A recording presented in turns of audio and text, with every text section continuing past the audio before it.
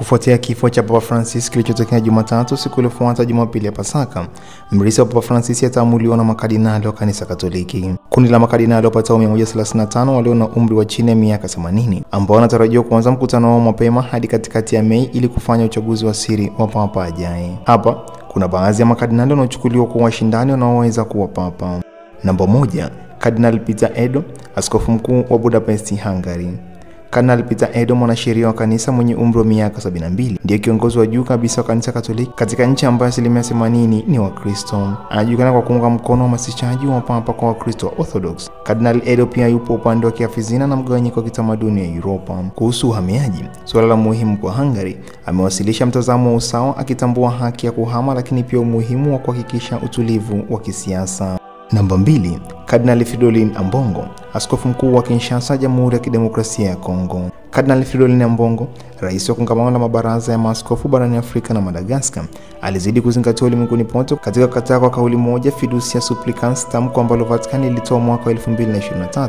Anajulikana kama mtetezi wa haki ya kijamii na bingwa maskini na wasio na sauti, na anazungumza wazi katika ukosoaji wake wa serikali ya Kongo. Namba 3, Kardinali Mario Granchi, katibu mkuu wa sinodi ya maaskofu. Kardinali Mario Granchi mwenye umri wa miaka 68 ni mwanasheria wa kanisa ambaye ana ushawishi mkubwa juu ya jinsi sinodi za kanisa zinavyoendeshwa. Kardinali Granchi anatoka Malta, ambayo ni mojawapo ya nchi ndogo zaidi duniani.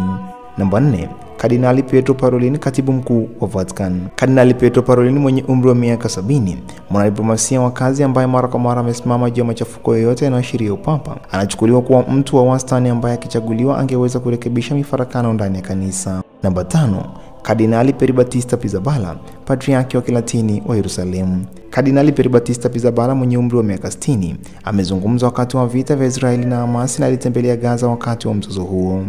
Yeye ni mtetezi wa haki ya kijamii na anajiona kuwa mtumishi wa watu. Anafanana na Papa Francisco katika kujali wahamiaji pamoja na mazungumzo ya dini mbalimbali. Namba 6, Kardinal Luis Tagle wa Filipino. Kardinal Luis mwenye umri wa miaka 67 anajulikana kama Francis wa Asia kwa roho yake ya kimisionari pamoja na msitizo wake wa kuwajali maskini. Yeye ni askofu mkuu wa zamani wa Manila nchini Filipino, ambaye ni mojawapo ya nchi za Kikatoliki zaidi katika bara la Asia, na alisoma nchini Marekani kwa miaka 7. Kuchaguliwa kwake kungeashiria kuendelea kwa upapa wa Papa Francis. Namba 7, Kardinali Matteo Zuppi, askofu mkuu wa Bologna nchini Italia. Kardinali Matteo Zuppi mwenye umri wa miaka 69 ndio rais wa kongamano la maaskofu wa Italia.